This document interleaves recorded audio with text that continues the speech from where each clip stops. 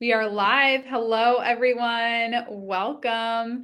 I am Jessica Rhodes. I am the founder of Interview Connections, and I'm so excited to be here on Facebook Live with my good friend Jacqueline Nagel. Hi, Jacqueline. Hi, how are you?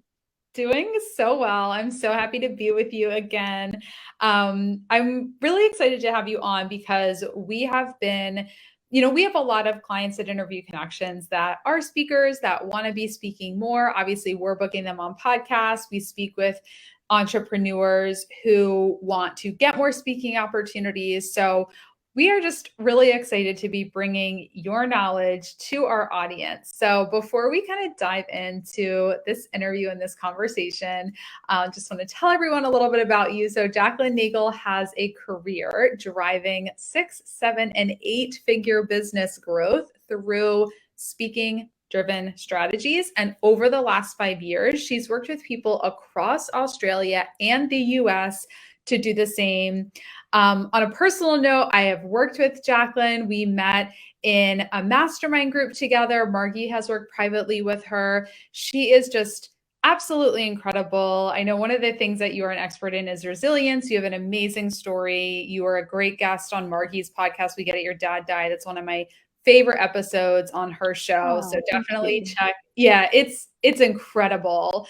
Margie.com is where you can find Jacqueline's interview on that show. So you definitely want to get connected with Jacqueline and hear her story.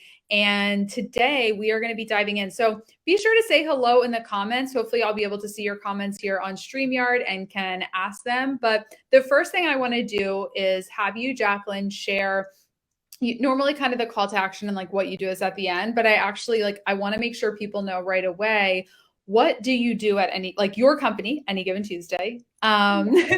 Tell us about how you work with speakers. How do you support speakers in their businesses? Just kind of give us the overview of what you do, and I'll just put our affiliate link on here so that way folks can check out your website, and then we'll dive into some teaching. But I want to start there. Yeah, no, actually, thank you so much for putting it out front.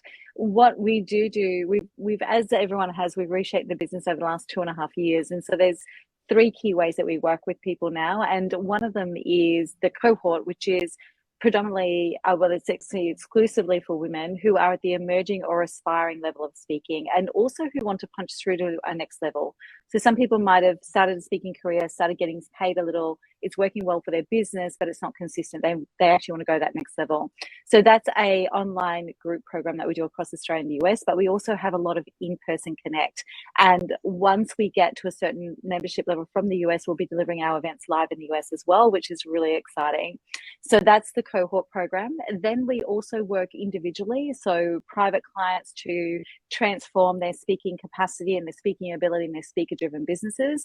And so I do work one on one with people. And then we also have our what I call the prominence experience. So that is we jet in across the world and we meet up somewhere beautiful. We spend 2 nights and a full day together and we get strategy clear, identify your next best moves. We have a great experience for dinner and then we jet off again and you've got your individual imprint, not your blueprint, your individual imprint plan to get moving and accelerate your results. So they're the three main ways we're working with people now.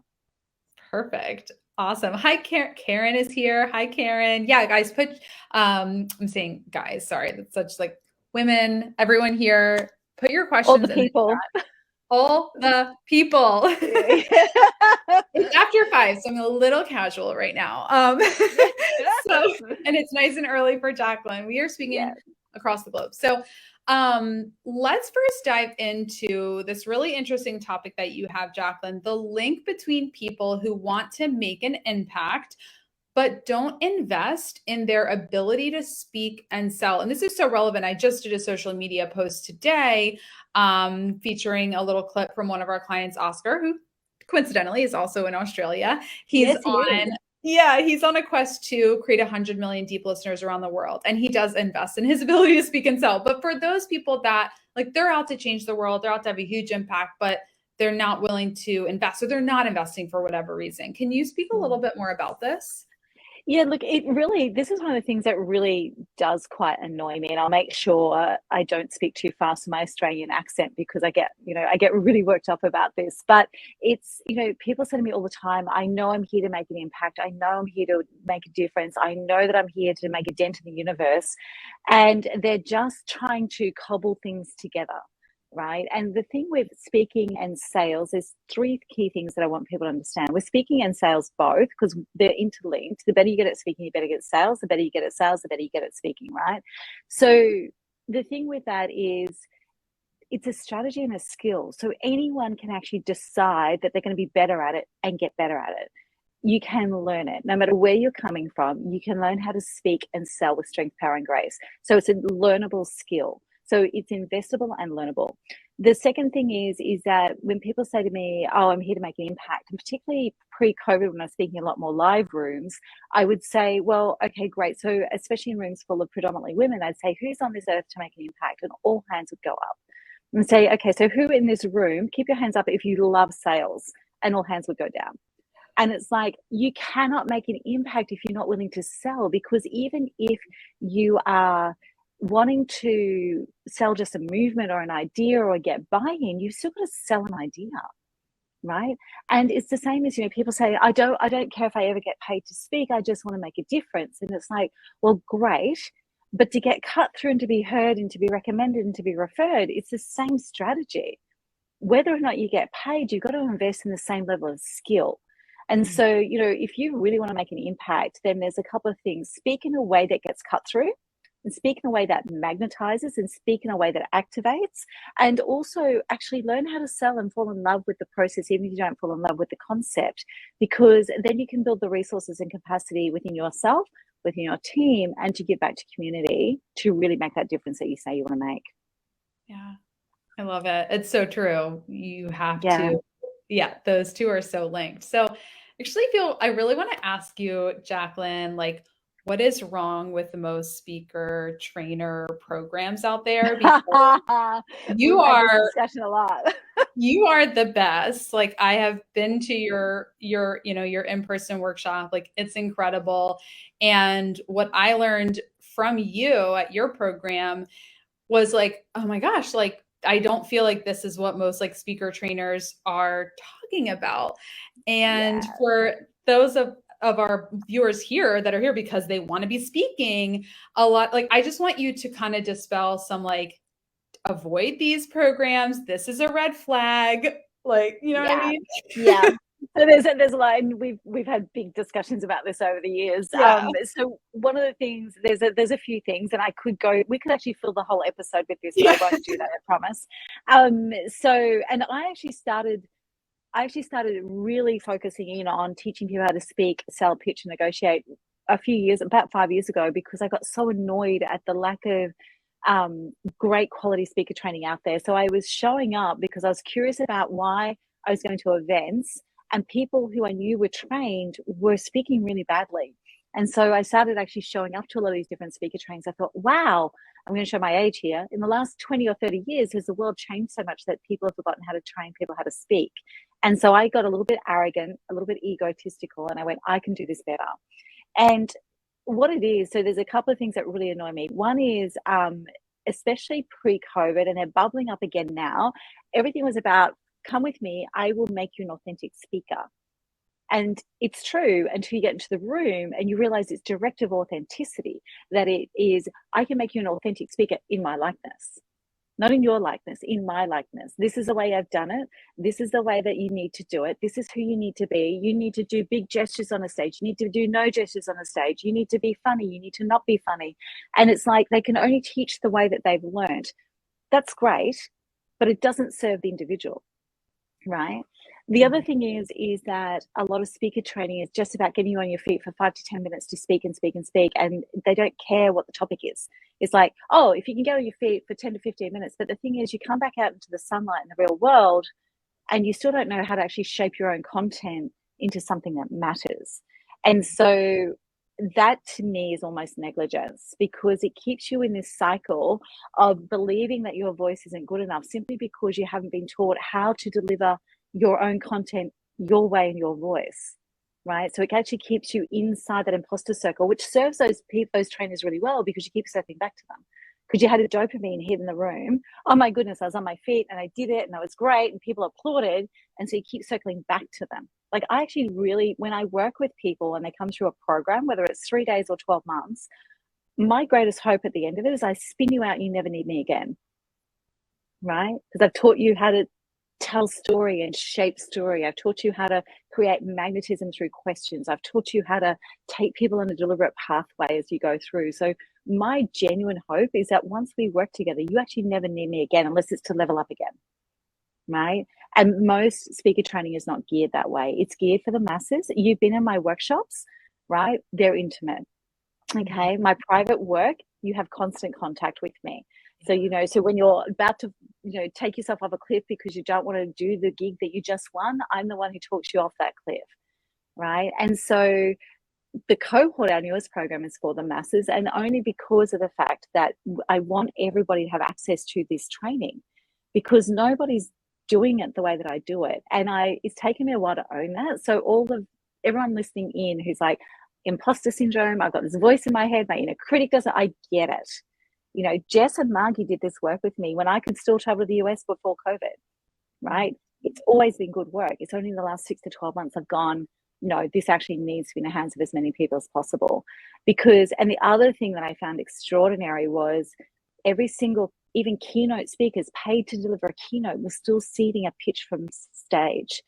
And I believe passionately, even if you are only ever speaking to build your business or your profile or your career, you should never seed a pitch from a sale. Not ever. You should deliver so much value that people, and I can talk about the tipping point if you want me to, but people come up to you and they say, I need you in my world. I don't care what it's going to cost me. And you don't need everyone to love you. You need a few raving fans that run to the front of the room to get your attention before you can even get to the back of the room. Forget the back of the room. Deal with the people that come to the front of the room, right? Who go, wow, when you said this, I thought of that. When you did that, I realized my team needs you. I realized that strategy could work for me. I don't care what it's going to cost. I'm going to have you in my world. That's how we need to deliver what we do from stage. Yeah. Yes. Yes. Okay. So one thing that came into my mind there that I want to have you talk more about, I remember when you said a lot of people feel after they speak, when people come up and say, that was so good, they're like, oh my God, I was so good. Yeah. So this has been a bit controversial in my career because I'm like, you're so good kills your ability to become a great speaker. But what? But it's so true. So let me step you through. There's a thing I call the tipping point. So when people first start to speak for whatever reason, so they might stumble in it or somebody else, or they decide it's their next best move. The bottom of the triangle, the bottom layer, if you think of a triangle, the bottom layer is you feel as though you're doing everything you can. You're fighting for attention. You're in hustle mode. But the market, as far as the market's concerned, you're asleep. They don't really know you exist, right? So it's this really frustrating, angry, but you've got enough fire in your belly that you know you want this. The next level up from that is, oh my goodness, people are noticing me or my content. Like it's, oh, I shared your blog, or I saw you speak at that networking event, or, and you're getting some opportunities, but it's not really in the right rooms and it's a bit inconsistent. And sometimes you're getting paid and sometimes you're not. And but people are noticing you, right? And people are starting to know who you are. I call this being famous in your own lunchbox, right? So you're famous in your own environment. Then the next level, which is where most people think they've made it, is you're so good.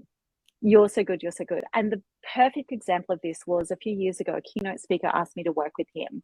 And I was quite surprised that he needed help with commercializing his business because he was quite high profile.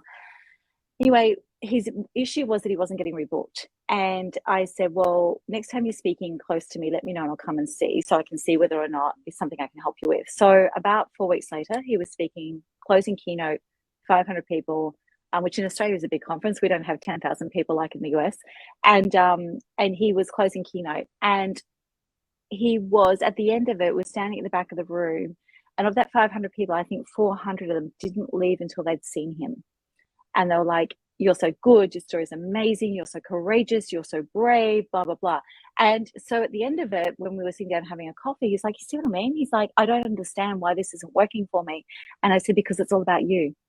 So you're so good is people coming up and telling you you're so good, right? It's about you. Where you want to get to is through what I call the tipping point to the next point, which is you're in my head, right? So the first layer after the tipping point is you're in my head. So people come up and say exactly what I was saying before. When you said this, I thought about that. When you talked about your grandmother, I wish I'd had one like that. When you talked about your father, it reminded me of my dad. When you talked about that strategy, I went, oh my goodness, I could use that in my world, right? So they tell you what it elicits in them internally as they listen to you. And you're in my head is the first stage of actually getting booked, rebooked, and getting work from the audience, right? And then the next bit is here's my check, right? Which is, I want to do work with you. I don't care what it costs. You're amazing. You're incredible. I want to do work with you. Now that used to form part of when Jess and I, when we worked together, what I call the trifecta at the top. So the trifecta is you're booked by the organizers. Sorry, you're rebooked by the organizers. You're booked by someone in the audience, and you pick up a significant piece of work from somebody else in the audience. And when you nail the trifecta, you know that you're delivering value. So that used to be the top of the triangle, but I've realized now that there's one more level. So here's my check. The top of the triangle now is let me introduce you. And that's when you've made such an impact that they want to help you take the next step for whatever you're doing, and they're willing to bring you into their inner circle. And that is when you know you've landed in their heart, their soul, and not just their mind. Yeah, I love that lesson because that's what I see with podcast guests as well. They have like an effective podcast guest can give a good interview, like, it was good. You gave great Yeah. tips, solid, the presentation, all that was good. But if it's just that was good, then it doesn't leave the person saying, you're in my head. I want to work with you. I don't care what it costs. So Yeah. can you share some tips? Like, what are some actionable pieces of advice, maybe some things people can take away and implement on their next podcast interview, at their next speaking engagement that gets them past the you're so good? Like, what do they have to do when they're sharing stories? So the first thing is that stories are actually not about you. And this is a shock for most people. So we use our personal stories or stories we've been witness to, but stories are actually not about you. The only reason we tell story is to create a bridge between you and me. And so if a story doesn't create trust between you and your audience, it's actually irrelevant. Stories also need to be on point. So there's an exercise we use called the Blue Apple, which creates a filter for what stories we should use and how we should use them. So your stories need to actually build the point you want to land, right? And so many people tell superfluous stories. So many people tell stories that are not on point. So many people tell stories that they think are really funny. So the last thing you want to be is Uncle Bill, who drinks on Christmas Day in the corner and tells the same story year after year that you heard when you were 5 and you'll hear when you're 55. And so many people are in that zone. They're so in love with their own stories. So I have this saying that sometimes you have to kill your favorite children when it comes to storytelling. Apparently I'm not allowed to put that as a YouTube title. But the point is that we fall so in love with our own stories, we actually lose sight of what the audience needs to hear from us. So that's number one. Number two is we need to shape stories. Stories should not be just a chronological unfolding. They should be the bits that make an impact, and they should leave enough gap for listeners and hosts to put themselves in beside you in that story. So there should be space and pause within those stories for people to go, oh, this is my version of story. Like, the best storytelling you can ever do is when someone comes out and says, oh, in the story when you talked about blah, blah, blah, and you're in the back of your head, you're like, I didn't say that. But that means that they've put them inside your story as you've told it, right? Yeah. That's the other thing. The next thing is don't be all things to all people. So when the podcast host is asking you for tips, right, don't give them a fire hose. Give them your 3 best, strongest, highest value things that their audience can use immediately. And it's the same in speaking. Give them something. If you want to be embedded in the cellular memory of someone, give them things that they can use straight away. And it doesn't have to be, here's my 3 steps, here's my 5 points. It can be in the unfolding a story that shares a strategy, right? It can be in the, this is what I did. You've heard my resilience talk. I talk about this is what I did, and people pull the strategy out, right? So you don't have to be prescriptive and gimmicky and here's my 3 steps, but find a way to unfold that strategy, but give your best and highest value and stop the fire hose. Yes, I love it. Yeah. So a lot of folks want to know, like they're like they want to be speaking, they want to be on stages. Like in what, so how many speakers would you say, how many entrepreneurs that want to be a speaker are actually ready to be on stage, and how many actually need to like go through one of your programs and get some training first? And then I'll let you answer that Speaking from a, this is a really interesting one, because speaking from a stage, when I say speaking from a stage, it's podcast guesting, it's YouTube channels, it's television, it's a room in an actual conference, it's a 12-person boardroom of executives. Like, speaking is anywhere where you have control of the room, or should have control of the room. Yeah. And so the things that most entrepreneurs who want to speak, to take their business to the next level, are not ready.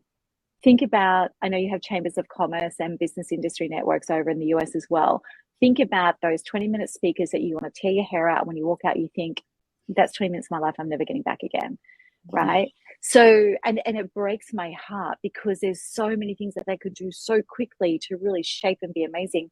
So most aren't ready, even those who can naturally speak. So I fell into speaking in my late 20s. I'm now, my early 50s. I fell into speaking in my late 20s, and I was really good at it. I always got booked. I always got work. I didn't know that was a thing. I was always speaking. But then I realized that I would run into someone a few weeks later and they would be like, oh, I saw you speak at such and such, and you're amazing. I love hearing you speak. But then I started to realize I couldn't remember what I was telling them. Right. So I was high energy and I was making a difference, but I wasn't leaving my mark. And so most entrepreneurs get moving and they don't invest in actually finding a great structure, because every time we speak, it's not about us. We need to move them deliberately from where they are now to where we want them to be. When I'm working with people, we talk about the mic drop, and the mic drop is the normalization, one word to describe the emotional state you want to leave your audience in when you're finished. Right. And that can be anything from activated to bulletproof to inspired to, hopeful to, confident, but what is the thing you want to leave? And so to deliberately take every audience where you want them to go means that you actually have to follow a structure. You have to understand what the points are you need to land to get them to love you. And you also, most entrepreneurs, when they first start to speak, have not been through the process where they don't realize it's not about them, right? You are there to serve an audience. Even if you are speaking for free, that audience has given you their time. You have to serve the audience, right? And so it's not about you at all. It's not about, don't open with your credentials. Don't open with your career history. Don't open, as we just opened this episode exactly that way. But anyway,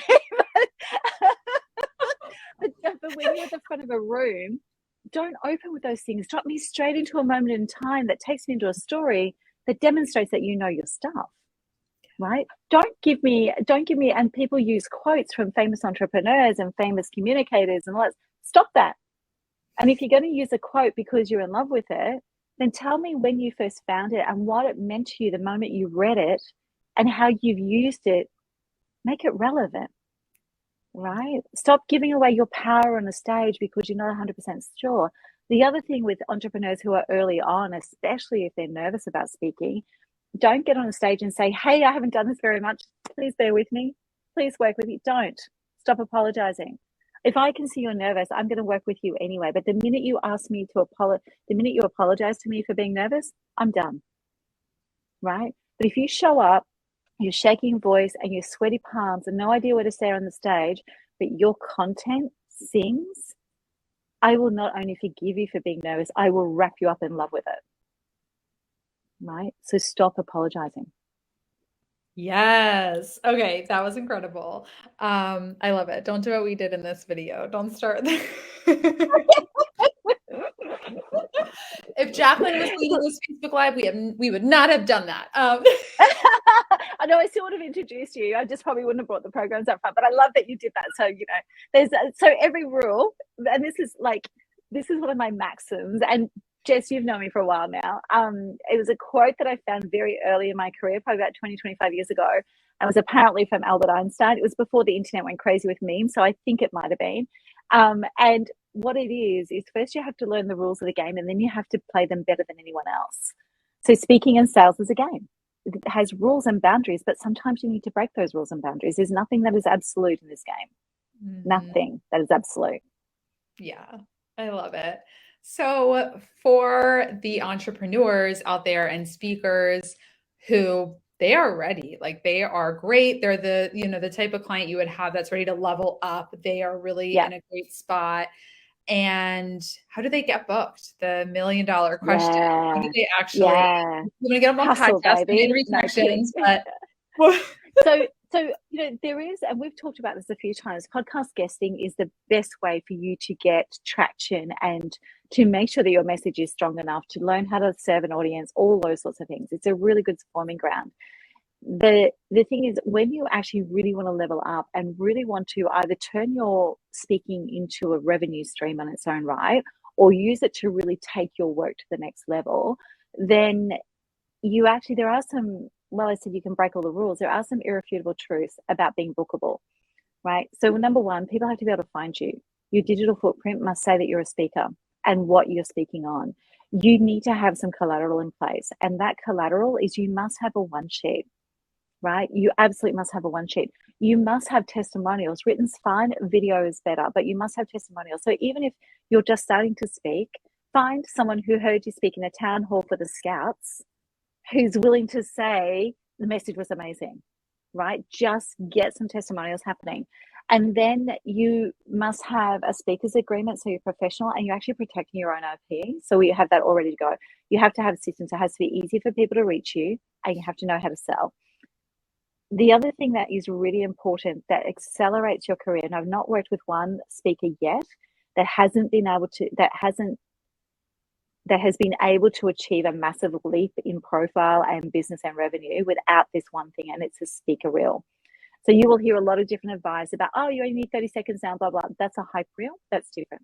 So a 1 minute hype reel is really good. Fast energy, loud music, lots of flashing headlines, all that sort of stuff. Hype reel to get attention for people to understand that you know what you're doing. So that is also not you hiring a videographer to take footage of you on an empty stage. Has to be heads in room in the footage. Has to be heads in room in the footage, or else that people know it's bullshit. Sorry. And then we have 3 levels of speaker reel that we use with emerging speakers, and that is what we call the reel before the reel. The reel before the reel, which is we're more talking to camera about what we do and how we do it. We've got a couple of still shots and we've got a couple of written testimonials. Then comes the interim reel, and the interim reel is we've got a little bit of video footage or got things we can start to use, and then comes the initial reel. And I say initial reel because that's all your video footage. It's perfectly put together. But the initial reel is before you will update your reel every 12 to 18 months once you're in this thing properly. Now, what's important is that reel is, again, nothing about you until the end of it, right? So it has to open in the first 30 seconds. Someone booking you wants to know what your message is, what your energy is like who are you on stage, what's your persona. And that doesn't mean you have to be high energy, just a very clear view of who you are. And within the first 30 to 60 seconds, they have to see shots of all the different rooms that you've been in before and comfortable holding. So from the little boardroom to the 500 room to the 10,000 state, anything you have footage on, even if it's a still, you need to get that into, because they want to know, your topic. They can understand why they should book you, and they can see the rooms that you're comfortable in, and they want that in 30 to 60 seconds, right? After that comes testimonials. After that comes your piece to camera. After that comes your, contact details right at the end, right? And people make a big mistake. They open and it's all about them and da-da-da. And the speaker bookers, like if they're in, especially some of the conferences in the US, they might have 100 to 200 people per speaking spot that they're considering.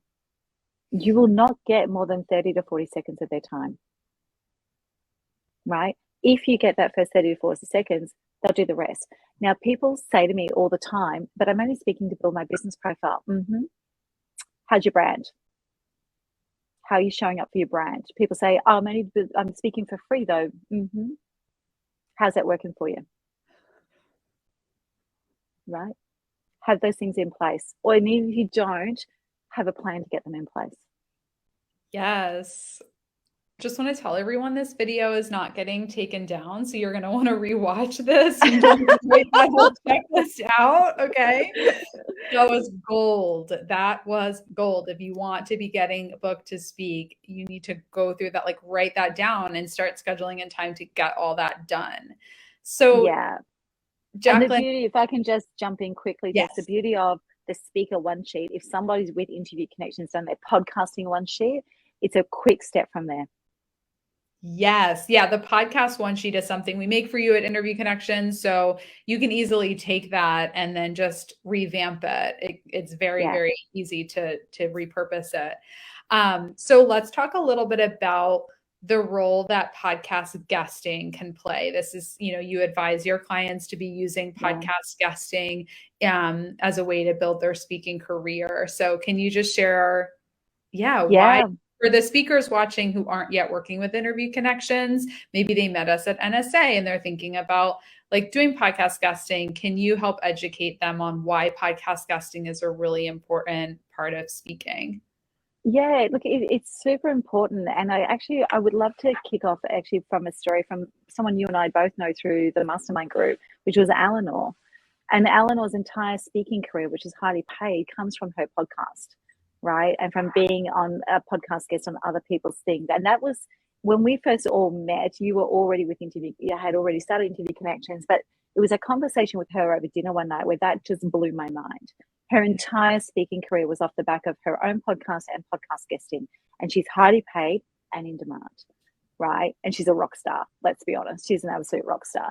But that was the first time that I went, whoa. And then, like, obviously you were part of the mastermind with Margie. And I was like, okay, so there's a whole business booking guest. Like, for someone from Australia, this was kind of mind-blowing, right? But now it's part of what I tell people they must do to build the muscle, because you can't become a good speaker unless you're actually in the arena, right? You've got to, it doesn't matter how polished you are. It doesn't matter how much you've rehearsed. It doesn't matter. You don't understand where audiences are going to fall in love with you, where audiences are going to shun you, where audiences are going to laugh, where audiences are going to, until you're in the arena. And you can't actually, you can get something 80% right as a speaker, but the rest of it has to happen in the arena. So as an emerging and aspiring speaker, there's two parts where we use podcast guesting: as you're emerging and aspiring, and when you want to level up. So we'll go with the first one, emerging and aspiring. Why it matters is because it gives you the opportunity to be in the arena without actually having to take the spear to the heart when you're early in the stages, right? So you can build muscle, you can hone your message, you can start to understand what's landing, what's not. You can listen to the questions from the podcast host, because after the first couple of questions, they'll just go wherever they want to go. So you can really start to understand what's landing. And you can just continually tweak your actual main presentation. The other thing is that it is a place where you learn to truly be in service to the audience, because if you're not truly in service to the audience and the host, nothing happens from appearing on those podcast episodes. And you have to be in service to an audience when you're speaking. I've already talked about quite a bit about it. There are some tips, like we've found some formulas. So we make sure it's somebody who doesn't publish any more than 2 to 3 times a week, because any more than that is usually news-based or very fast-paced, and you might get lost in the crowd. The other thing is they must publish at least weekly, though, because if they're publishing fortnightly, there's quite often a bit of chaos behind the scenes and disorganization behind the scenes, right? We also like people who have done at least 100 episodes, because when you're an emerging or aspiring speaker, you need a great host, right? You need a host who is really good at interviewing, really good at asking questions, really good at understanding where to take it. Because as an emerging aspiring speaker, when you're not 100% strong in your message yet, you need a great host. So at least 100 episodes, unless they've done other stuff, that clearly shows that they have the ability to do that. And I say to emerging and aspiring speakers, just get 20 to 50 podcasts as far as you can. Minimum of 20, preferably 50, as fast as you can, right? Really ramp it up, because the faster you go, the more momentum you get, the more people get to know you, the more people get to understand you. And it's amazing what happens. I did a podcast episode sometime last year with On Air with Ella, right? In the last 3 weeks, so it was 12 months ago, in the last 3 weeks, I've had 2 people join my programs from the US, having heard that episode in the last 3 weeks, right? Now, part of that is because Ella's own following. So if you're a guest on that podcast host show then you have instant credibility because that host is giving you the time. So you really have to show up in these things. You really have to be clear in your messaging, and you really have to, and that all helps a speaker. And the more you speak out loud, because so many people say, I'm rehearsing and I'm polishing. I'm like, great. Have you had contact with the enemy yet? Right? You've got to contact with the enemy. because you've got to get the feedback, right? And things that sound amazing to you. You might be on a podcast and you don't live or die in a podcast, but you do live or die on a paid stage. Yeah. Right.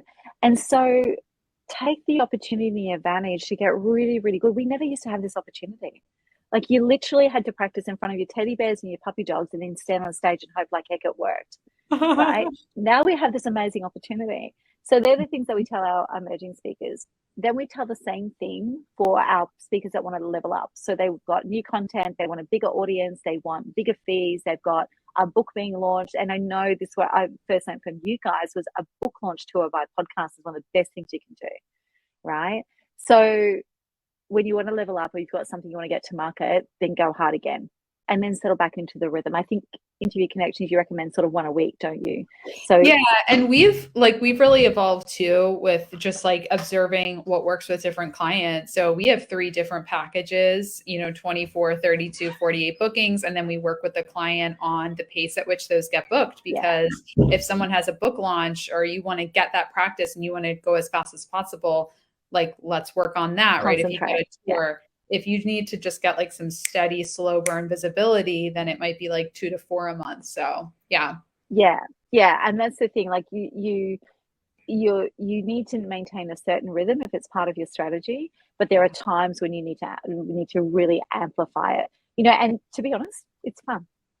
It is fun. Like, I can't think of any better way to build a muscle speaking than by podcast guesting, because it's fun. You meet incredible people, right? Yeah. And you don't live or die by the episode, whereas sometimes when you stand on a stage, you really do live or die by your performance in that moment. Yeah, I mean, because it's like, it's interesting. My daughter just did musical theater camp for 2 weeks, and at the performance, the education director just told everyone, like, please keep your phones away. The thing I love about theater is it's a fleeting art form.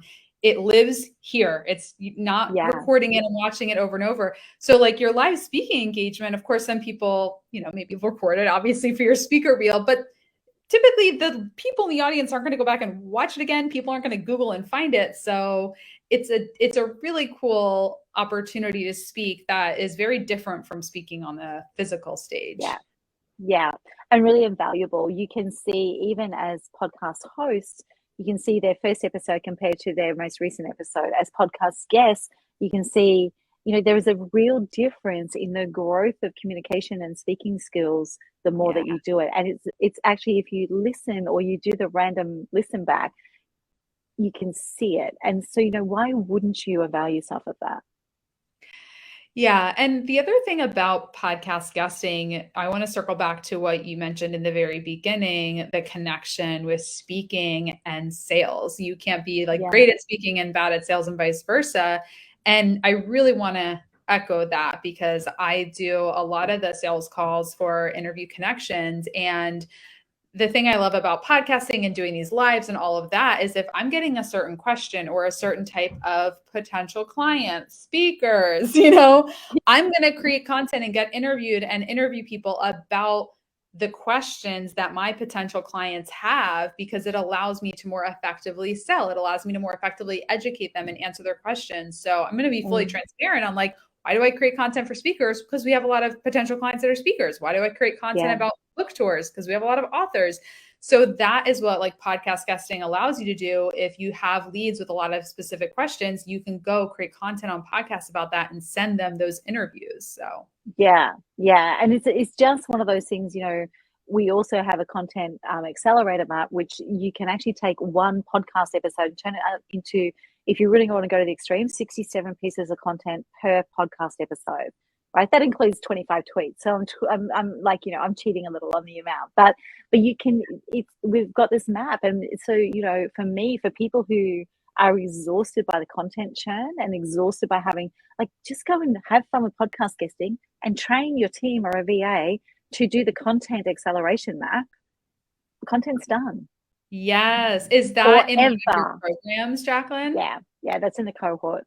Yeah. Perfect. So everyone listening, go to my affiliate link in the cohort. That's something our clients ask about, is like how to repurpose. And I mean, we advise on it, but you will get that support in the cohort. So I love that. Yeah, absolutely. Because it's our key strategy, and a lot of people, especially entrepreneurs who want to speak, especially authors who need to speak to promote their book, we're stretched, right? Because we're clever and we're creative and we're courageous. So we always got ideas. We're always finding ways to make things happen. We're brave enough to step over the boundaries and the lines. And that means there's not always a lot of bandwidth. So sometimes, even though we can produce amazing content, sometimes the bandwidth is not available. So this is one of my favorite ways to get it done. Yes. All right. This was incredible. I feel like this is a great place to wrap up. Jacqueline, where I have the affiliate link here, interviewconnections.com/anygiventuesday, where folks can go to your website. But is there anything else you want to add as a call to action and where our viewers here can find you? Yeah. So there's two places to find me. So connect with me on LinkedIn, which is Jacqueline Nagel. And then also we have a group called Raise 1000 Voices in Facebook, because that is what we intend to do. We're going to put at least 1,000 women through these programs. But I would love to connect. We're on a mission to be able to come to the US and do live events on the ground. So yeah, let's get that started. Yes, I cannot wait for you to come to the US, because we're so excited. We have so many in-person events on our calendar now, and we just cannot wait to have you and your team in the US. So thank you all for watching. Jacqueline, thank you so much for joining me. This was absolutely incredible. Thank you so much, Jess. Okay, bye everyone. Bye.